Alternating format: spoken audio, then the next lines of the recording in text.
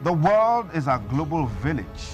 And that's because information travels beyond boundaries. And on This Morning on ITV, we guarantee unbiased analysis on topical issues that will educate you, entertain you. So join us. Join us. Join us. Join us. Join us. Join us. Every Sunday to Thursday, 7 a.m. to 10 a.m. on your ultimate news and current affairs program on television. This Morning on ITV, TMI. Join us. All right, thank you so much one more time. The program is still This Morning on ITV on independent television. Remember, at my opening, I told you that the Edo State Development and Property Authority is set to recertify estate residents in Benin State, and of course to also give opportunity to those that still have their occupancy in doubts in these estates now, to give them some benefits of the doubt, so that they will be rest assured that they are the true owners of these properties in this estate. Well, and also to discuss this today, we're privileged to have the Executive Chairperson of the Edo State Property and Development Authority here in Edo State, Mrs. Omo. Mrs. Omo now. What's the name again now? It's okay. It's okay. Mrs. Omo is okay. And also we have Mr. Leo Atakbo, who is also here with us on the program. You're welcome to the program this morning on ITV. Thank you. Yeah, so I read on the papers some few days ago that the Edo State Development and Property Authority will, from November 27th, January 2022 to January 22, 2018, embark on recertification on rent recovery for residents in its estates spread across the state. So what is this all about? Okay, thank you. What we're actually doing, as you are aware, Edo Development and Property Authority is going through a restructuring process based on the changes going on in the state at the moment. And what has happened is housing has been removed from the core ministry and put in EDPA. And as from the past, Edo EDPA has been developing estates from the Bendel State time till now. And a lot of those estates, some of them are up to 30 years, some of them are more than that. And what has happened is, over time, there has been a lot of changes. There have been issues within the estates. Some of the infrastructure provided in the past are no longer as effective as they ought to be. And then also there have been changes in ownership. So property has passed hands from that whole thing going on. The database that we have now will not reflect what is actually on ground. We are experiencing things like squatters, miscreants, abandoned properties, things like that, and a lot of sublets and assignments without due process. So what we want to do is to look at these estates, go and recertify who the fit and proper people are. And also for title purposes, a lot of people who had bought in the past, some of them have not yet received their title. Even the deed of sublease have not been collected. So you also have huge rent arrears issues. Some have stopped paying, maybe there has been death in the family, or there are probate issues and things have not carried on. So the whole essence is actually to verify that people who are there are the fit and proper people, create a pool of database, and from there provide services that will be fit for the estate. Okay. Now, Mr. Leo Atakbu, you're a human rights activist, and talking about ownership of property is somehow within the domain of human rights issues and all that.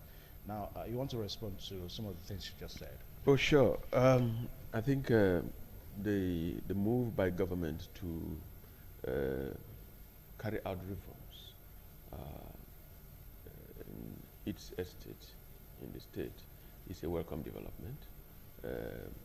For us, we believe that yes, Nigerians deserve affordable housing, because of the challenges in the country.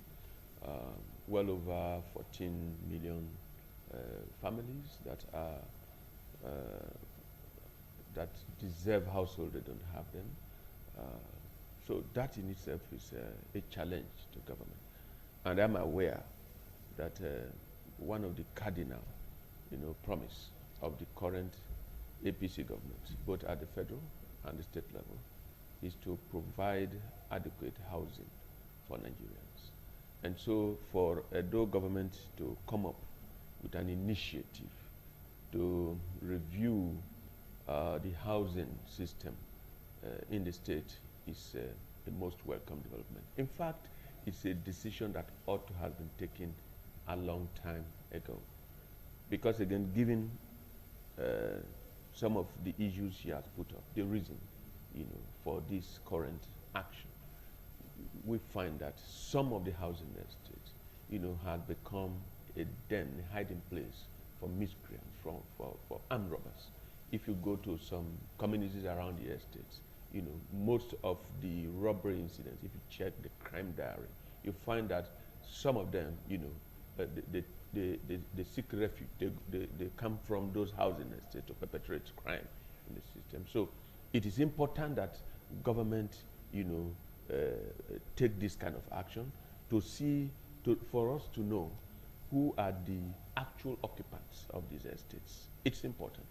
The other issue that also concerns human rights is also the issue of providing, basic infrastructure for the housing estates. Yeah, the issue of water and sanitation. How is it being managed in these estates?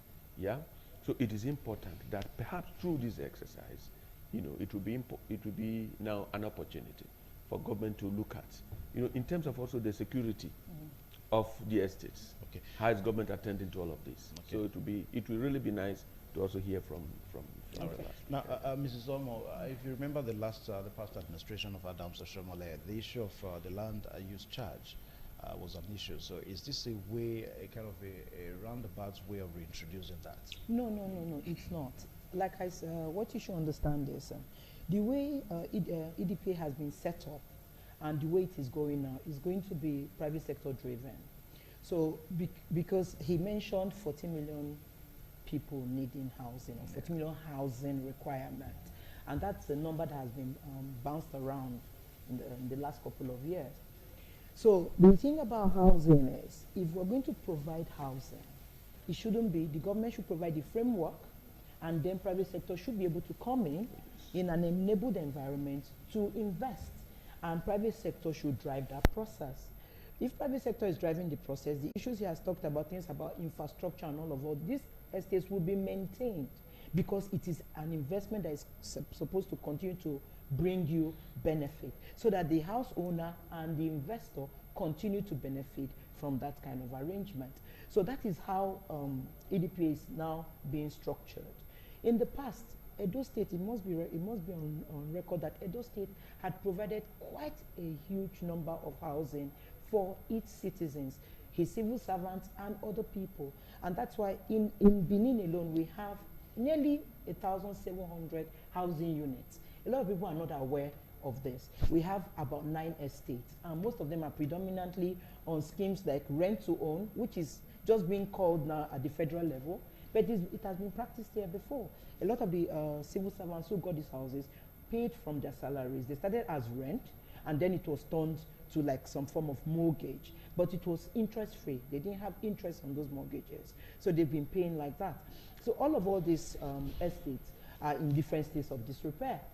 If we're going to provide new houses, we first of all need to know how good are the existing houses. If not, you'll find out that you're now developing new estates, and then you are creating slums from the older estates. So while we are doing the new estates, we are also trying to regenerate the old estates. I'm sure you will remember where people used to feel very proud to live in BDPA. If you were around this community, you wanted to be in BDPA. Yeah. So those are the kind of feeling we want to come back to, so that wherever you're located, and whatever estate you're in, you have those amenities, you have the security, you feel comfortable being there. So if we do this, we're sure. And if there's any issue, for example, he mentioned crime. If there's something like crime, we can, with this database, we can actually pinpoint. We know Mr. A, Mr. B lives in this estate. These are the people that should be there. If there's going to be change, we are aware. Because what has happened now, there are changes going on, we do not know. Okay. Now, Mr. Aliu Atakbu, the issue of housing has been a major problem in governance. You see new government come in, and rather than concentrate on housing, you see roads and all that. Now, don't you think the issue of housing is something like in this administration now, one would have expected that, okay, A and B housing is going on, projects are going on, rather than asking estate residents to recertify their occupancy. Oh no, you see, there's nothing wrong in recertification. Yeah, if I don't understand. Is it recertification or maybe asking persons who own those property to perhaps provide evidence? It's recertification. So if that's what it means, then fine, it is good. You know, it's just like you are driving your car and then a policeman stops you by the way, say where is the particulars for your car, or the road safety man, and then if you have them, you pull them up and you show, and then they say you go your way. Yeah, it's as simple as that. Okay. So I do not expect that perhaps that will now mean throwing people out of their homes or whatever. No.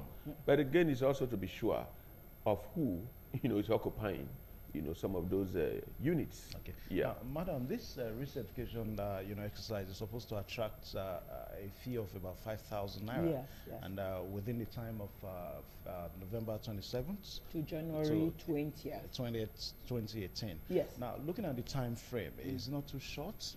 What we're doing is, like I'll mention the estates, and then you understand why we actually have an 8-week period to do this. And we could have said to them, bring your documents to the office. But if I ask you to bring my documents to the office, you will bring what you want me to see. But if I'm knocking on your door and checking, if you say you are Mr.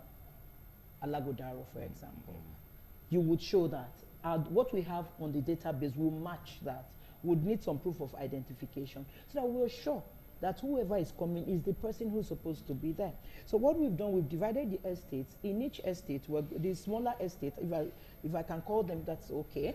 But starting with the smaller ones, which are like Andrew Wilson in a Warri area, is about 64 units. It's not big. So that we should be able to do within a couple of days. But we've given that, whatever remains of that, we'll take to Oregbeni. We spend about 8-9 days there. And then we'll go to the FHA where we have loads of houses. We have the phase 1, phase 2, phase 3, C130, the workers' village. We have all that. Then we move from there, we come to Igosa. Igosa is our biggest estate. We have about 350 units there. So we intend to spend 2 weeks there in Igosa. Then from there, we come to Ugbowo, which is BDPA. We do BDPA another week or so. And then we move to Iyekoba. Iyekoba, we have about 54 units, and then we have plots of land. So we'll do that, and then we'll do Ogboibuya. So what we've done is to give each estate at least 1 week. Because, and also we're also sensitizing people. We are working with the residents associations. We're not doing it in isolation. All stakeholders in this process have been engaged. What do I mean by that? The residents associations have been spoken to. We've been having meetings, enlightening them. This is why we want to do this. And also they also have brought up what their issues are likely to be. Because if we don't engage with them, we really will not know what the needs are. So we're engaging with them. We're also engaging with the Ministry of Physical Planning and Urban Development, because in some of these estates, we've noticed people are allocated 2-bedroom flats. They've gone to add 2 or 3 other rooms without taking into cognizance the infrastructure, what it is provided for, what should be there. Now, Madam, let me quickly ask, whose responsibility is it to maintain these estates? Okay. The answer is two-phase. If the estate is sold to you as an owner-occupier, the freehold belongs to the developer, whether it is a state or a private developer. But the leasehold belongs to the purchaser. So what does that mean? There will be common areas within the estate, albeit the roads and things like that. What the normal practice should be, which is what you see in major cities, there will be a service charge to maintain those internal roads. The collector roads that go out, that come into the estate are governments, whichever government, which can be federal or state, depending on where you're located. But the ones within the primary estate actually belongs to that estate investor and residents to manage. So, and that's why you see a lot of people, I've had people come into my office to say, oh, government has not come to do the road inside our estate. And all of all that still needs re-education. When you own a property, you have to spend a particular amount of money to keep maintaining it. So, so if once this is done properly, there would be either a facility management arrangement to make sure that these things are done properly. So that's the way it ought to be. Now let's look at some of these estates. At times you find that they face some serious ecological problem. Yes. Like the Igosa housing estate here, yes. gully erosion everywhere. Now, Does government make plans to attend to this? I would mention Igosa particularly because government is aware. We have been there. The government has visited that location during this, just this past raining season. But this is not the first time that the government is visiting. Yeah, I would speak of what we are doing at the moment. We have actually applied to the Ecological Fund. We have through new map for us to be funded to do that work. That work, the budget will not be able to carry it, as you are aware. These are natural or man-made, sometimes man-made disasters that have to be funded in a particular way. We have done the application. We are pursuing it vigorously to make sure that it is actually funded for us to do the repairs. But also we're trying to look, we've also examined palliative measures in the interim to make sure that it does not get worse than what it is. So it is something that is being worked on. But because it's a gully, you don't just, it's not something you're going to wake up and see the solution. It will be definitely be done, and it is something on the top burner for this government. And I am aware of what Governor Baseki is doing, making sure that the right authorities are aware and putting the right pressures to make sure that we get this fund. Remember, it's not only Edo State that is applying for this fund. A lot of all the states that have issues apply. And this fund is finite. It's not a big bottomless pit. It's finite for fund. So we also have to use some intervention means to make sure that we also get looked at and those issues are done. So we actually, I would say here that also Igosa Resident Association is a very strong association. We work with them very closely. So all of the issues that are there, we are quite aware of them. And then we're doing a lot of things to make sure that things that hitherto were not looked at are now being looked at and are now being addressed. So they also know, because all estate residents need to understand that they are stakeholders. The good or the bad of the estate also depends on them, because we can only do as much as we are aware and as much as we engage. So in this dispensation, we are engaging. Okay, now Leo Atapu, we also want to share your light on maintenance of these estates. Oh yes, normally maintenance of housing, anywhere in the world, it's a joint thing. Yeah, normally the estate owners, as it were, lead the way. But those who live in the estates will also participate, in the maintenance of but there must be clear leadership as to who, is responsible for what, within the estate. So that has to be made clear. I think that is where also government comes in terms of policy environment.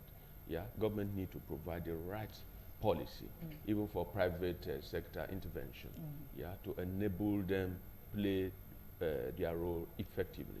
And then if you are also an occupant, you should also be able to play your role.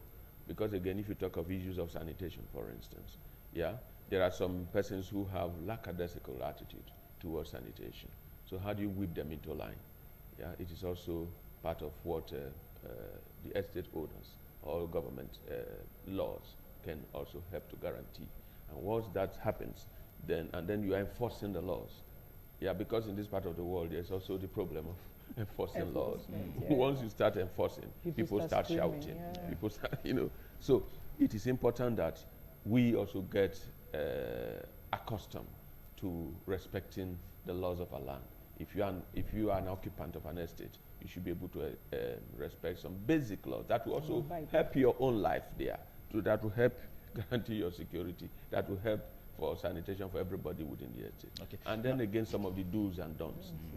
For instance, she was talking about people coming to expand a housing unit that has been allocated to you.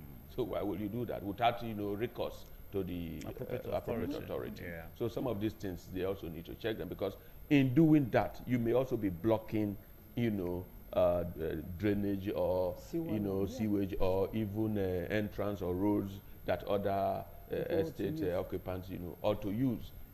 Some people, once there's a little space, they want to take it all up, even when it is meant for every member of the community. So now these are issues that both the estate drivers themselves you know, the government need to critically look into. Okay, Madam, the issue of security or insecurity, it's a big problem in our metropole, and some of these estates are also, you know, partly involved and affected.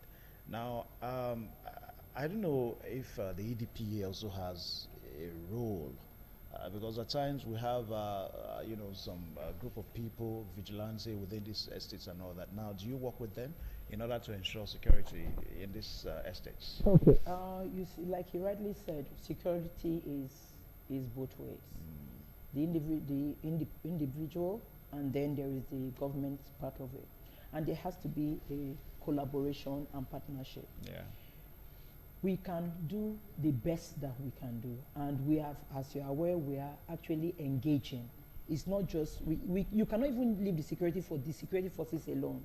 We all also have to be aware of what is happening. In some of these estates, we've had to do more than just putting just the security. So there are some other vigilante groups and things that have also been engaged. But like I rightly told you, once the first thing that we needed to do was, first of all, to recognize that each of these estates have resident associations. Engage with resident associations. And you know, most of the time when you come, they still look at you as government. And there is that skepticism. So we've engaged them to say to them, look, it is to your own good that we work together. And also some people feel, oh, we've bought the house, so what is the government's business? It's also lack of information. Yes, you have bought the property sitting on the land, but the land belongs to somebody, and the common areas belongs to somebody. So both the freeholder and the leaseholder have responsibility to make sure that that development or estate continues to yield value and provide the purpose for which it was first developed. So we are engaging now, and it's only through engagement that we find what the actual issues are. And once we finish with this exercise, some of the things that are the issues in the estate, for example, miscreants and things, will be removed, and that will make the place safer. Okay, and then also now you know there are information to tell. You should be able to tell if you see anything suspicious, report it, because sometimes these things keep going on, and you say nothing, and then one day somebody says, "Oh, really? I did see that. I should have said something." So it is necessary for us to feel secure and remain secure. We owe ourselves a responsibility to be vigilant and also report when you see things. And if you have any suggestions you think can help, bring it to the fore. We look at it, look at the cost and all that, and provide a program that will help all parties. Because we also continue to remain in business, whether we are government or private sector, if people feel safe. So it's a dual responsibility. It doesn't fall on government alone, neither does it fall on the people alone. So it's a two-way thing. Okay. But if we're both conscious and willing, we have to be willing as well to say, okay, my security is my responsibility, and the security of my neighbor is also my responsibility. Now, the recertification of certificate to residents in estates in Benin, it perhaps something that happened last in a very long time. Now, what is the assurance that this is probably not another means to raise revenue? I assure you, 5,000 naira, okay? 2,000 houses, how much is that? It's not, maybe 10 million. Do you understand? So if it's for revenue, I don't think it will serve any purpose. But why don't you say the assurance will be that you give what to be commensurate? No, let me explain what will happen from the exercise. Yeah. So now we do the recertification. We certify you are the fit and proper person. We give you a recertification certificate with a unique number. Let me tell you what that does for you. First of all, now if you walk into EDPA today, after the exercise, once you have that number, we can trace whatever is happening to your property, what status it is in. Even if you have a tenant in it, we have that information. That is one. So that gives you rest of mind if you want to trade with that property. Secondly, a lot of people who have had these properties do not have title. They have an allocation letter. That's it. What is an allocation letter? It's not a bankable document. You couldn't use it. So the essence of paying that money and buying that property at the time, you're not able to use it more than you are enjoying occupation. But if you are recertified and you have a deed of surplus, you can actually go to the bank and unlock the value you have in your property. Okay? So I'm actually putting you in a position to be able to use that as an asset that it should be. That is another factor. And another thing about it is, you are aware that we have set up a Edo GIS. A lot of all the What land... is Edo GIS? Edo Geographical Information System. Okay. A lot of all the land will now be warehoused there. So whenever you want to do a land transaction, you are sure that your information they have is correct. You understand? So there is a lot of value in that whole process that is not, you do not see once. But once you've done that, you are sure that we have the right information, you have the right documentation you're supposed to have for your property, or everything you're supposed to pay. For example, if I want to send you ground rent now, because I have your data, I have your number, I have maybe an email address, I have your permanent address, which might not necessarily be the property, I can send you that notice as and when due. A lot of people are not even aware they have ground rent arrears. They're not aware. It's in their document, but they've never really taken it seriously. So you know, this exercise, is it going to probably also make people to really know this? Yes, it's also an awareness. That's why it's one of the reasons why we're here as well, to let them know this is what is going on, and this is the purpose. 5,000 naira is just for the processing. Okay, we're going to have to employ even ad hoc staff for this exercise. And maybe after that you charge more. No, we do not intend to charge. We do not intend to charge more. And recertification had not been done before. It has not been done before. So this is actually new, and it is different. And out of it, you're going to get a document that you can now hold as something that has value. Okay. All right. Now, as we make preparations to, just wrap it up of this segment. Now, Leo Atakbo, you also want to say one more thing? Yeah, I think my concern here will be if you are carrying out this exercise. Yes. You have given a time frame. Yes. Yeah. In the event that occupants is not there, are unable, or the person is not there, they are unable to meet with your time, what happens? Are you going to throw them out of those properties? No. Or whatever? So it will be important that you also give this exercise some human face. Yeah, that's what in a way that people don't suffer unjustly. I mean, people don't get hooked up with, government long hammer or whatever, sledgehammer or whatever. Okay. Yeah, so it will also be good because I hear money involved. Because now there are some of those people who are occupying those property who, have difficulty. No, I'm not talking about illegal. Just hold up, you are retired or whatever, and you don't have a means of livelihood anymore, apart from that property that you are just there. If you go in there, you also see, some poverty indicators all around. Yes. So you must also have to factor all of that into the current exercise. And I think the exercise is also going to be extended to sporters. Take for example, a woman that has a caravan, a container, trying to make ends meet and all that. Would they have to pay too? Yeah, let me explain what will happen. What you have said, we've taken that into cognizance. This whole exercise will start next week.